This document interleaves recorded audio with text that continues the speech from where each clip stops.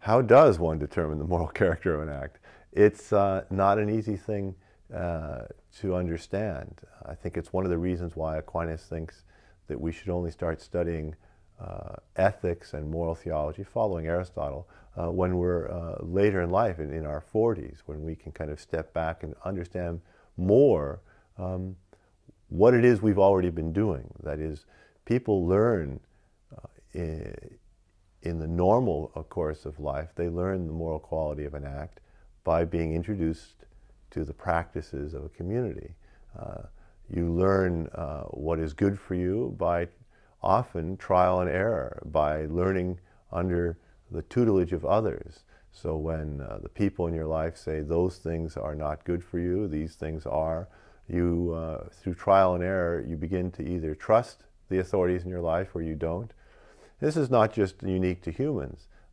Other higher animals pass on this type of wisdom, what's good, what is evil, through a kind of apprenticeship in, if you look, for example, in a herd of horses, the alpha female will teach the young what plants to eat, what plants to avoid.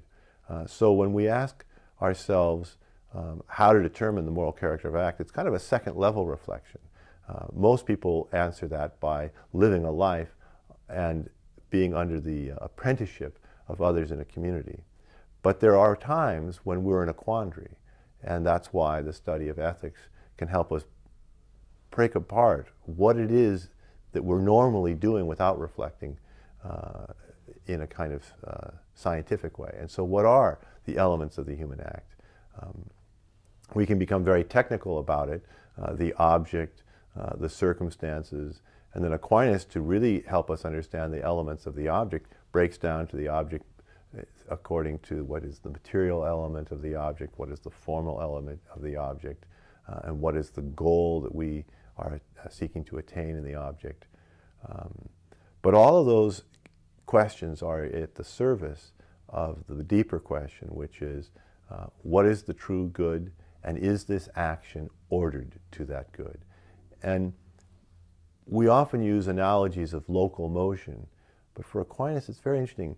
He doesn't like the word means to an end.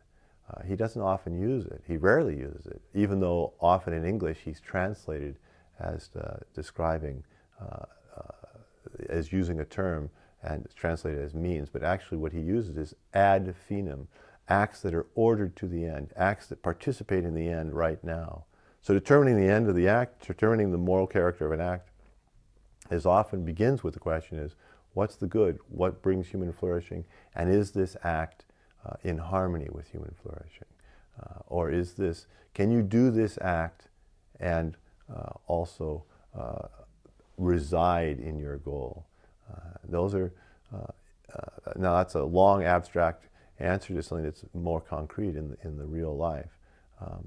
But the way in which Aquinas determines the elements of an act really are a second level reflection on what most people learn to do just by living human lives, which is they discover what's the true good, and they discover in the apprenticeship with others what actions will can be ordered to their end.